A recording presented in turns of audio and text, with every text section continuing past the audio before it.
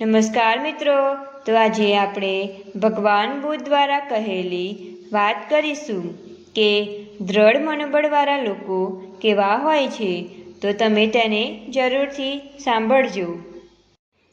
પૌરાણિક સમયથી બૌદ્ધમાં દ્રઢ મનોબળ અતિ આવશ્યક અને મહત્વનું માનવામાં આવે છે.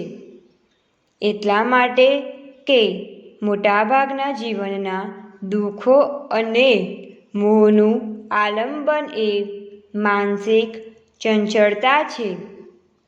બૌદ્ધ ધર્મના સાધક માટે મુખ્ય સાધ્ય એ છે કે મનને સ્થિર કરવાના રસ્તાઓ શોધી કાઢવા, જેથી મન જ્યાં ત્યાં દોરવાઈ જાય નહીં. દ્રઢ અને સ્થિર મનવાળા માણસમાં ઊંડી આંતરિક શાંતિ હોય છે અને સાથે શક્તિ અને શ્રદ્ધા હોય છે. તમામ પ્રકારની મુશ્કેલીઓને પાર કરવાની અડગ શ્રદ્ધાની સાથે મજબૂત મનોબળ એ સાચા નેતૃત્વની શક્તિઓના વિકાસના મૂળભૂત પાયાઓ છે. નેતા બનવાના પાયાના લક્ષણો એ છે કે તે કદી નાની નાની તકલીફોમાં હારી જતા નથી. કોઈપણ પ્રકારની સમસ્યાને પાર કરવાની શક્તિ તેઓ ધરાવે છે. આ પ્રકારનું દ્રઢ મનોબળ અને શક્તિ એ જ એનું મુખ્ય સાધન છે. ઘણી વ્યક્તિઓ એવી હોય છે કે એમનામાં આત્મવિશ્વાસ છે એવો દાવો કરે છે, પણ જે ક્ષણે ટીકાનો સામનો કરવાનો આવે છે ત્યારે તેમની શ્રદ્ધા ડગી જાય છે.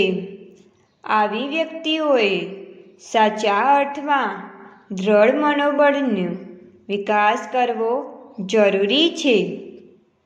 આ પ્રાપ્ત કરવું એટલે હકીકતે જાગૃત થવું કે તમે ભગવાનના બાળક છો, એ જ શક્તિ છે.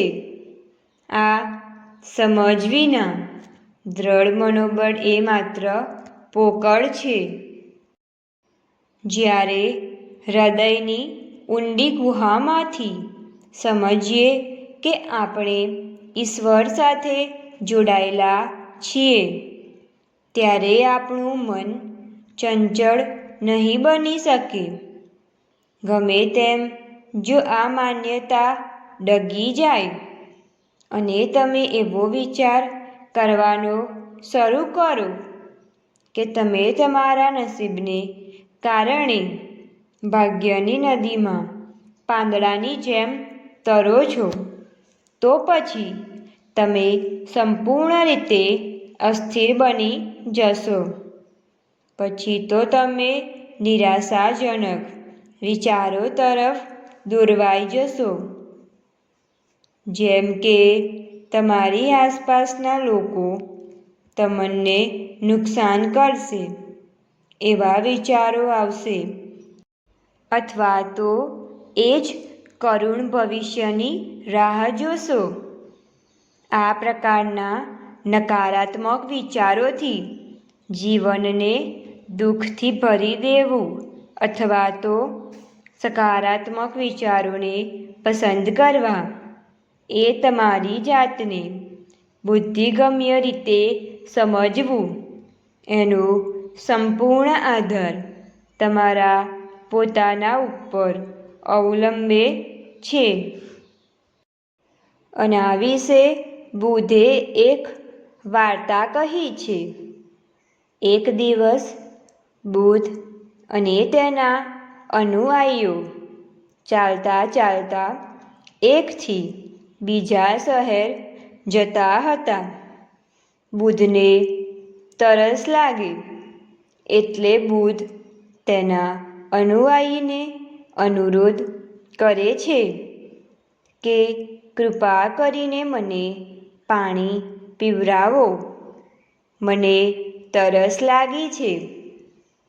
એક શિષ્ય પાણી લેવા નીકળી પડે છે. થોડે દૂર જતાં તેને તળાવ દેખાય છે. ત્યાં તળાવમાં ધોબી કપડાં ધોતો નજરે ચડે છે. બીજી તરફ એક ભેંસ તળાવ પાર કરીને બીજા કિનારે જાય છે. આથી તળાવનું પાણી કીચડથી ખરાબ થઈ જાય છે. શિષ્ય મુશ્કેલીમાં મુકાઈ જાય છે કે બુદ્ધ માટે આવું કીચડવાળું ગંદુ પાણી પીવા માટે કેવી રીતે લઈ જવું? તેથી શિષ્ય પાણી લીધા વિના પાછો ફરે છે અને બુદ્ધને કહે છે કે તળાવમાં ખૂબ જ કીચડવાળું પાણી હોવાથી મને લાગ્યું કે તે પાણી પીવા લાયક યોગ્ય નથી, એટલે હું ખાલી હાથે આવ્યો. બુદ્ધ અને તેના અનુયાયીઓ ઘણા થાકી ગયા હતા, એટલે બુદ્ધ અનુયાયીને કહે કે આપણે ઝાડના છાંયે થોડો આરામ કરી લઈએ. લગભગ અડધા કલાક પછી બુદ્ધ શિષ્યને પાછા તળાવ પર પાણી લેવા જવા માટે કહે છે. શિષ્ય આજ્ઞાનું પાલન કરવા ફરી તળાવ પાસે લેવા જાય છે. અત્યારે તળાવમાં એકદમ ચોખ્ખું પાણી હોય છે.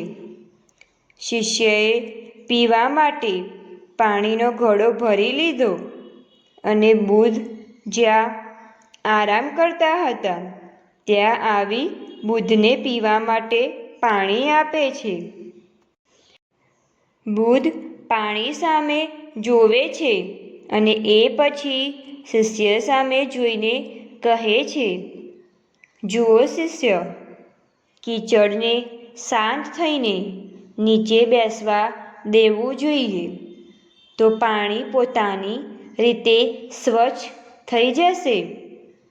તેના માટે તમારે કોઈ મહેનત કરવાની જરૂર નથી. તમારા મન પર ક્યારેય ખલેલ પહોંચે એટલે મન પણ પેલા તળાવના કીચડવાળા પાણીની જેમ ખરાબ લાગશે. તમે પણ થોડી શાંતિ રાખો. જેમ તળાવના પાણીમાં કીચડ થોડા સમય બાદ નીચે બેસી જાય અને પાણી પણ સ્વચ્છ થઈ જાય, તેવી રીતે આપણે પણ આપણા મનમાં ખલેલ પહોંચે ત્યારે આપણે પણ મનમાં થોડી શાંતિ જાળવવી જોઈએ, જેથી મન પણ તળાવના પાણીની જેમ સ્વચ્છ થઈ જશે અને આપણા મનમાં જે ખલેલ પહોંચી હોય તેનાથી આપણે સ્વચ્છ થઈ જઈએ.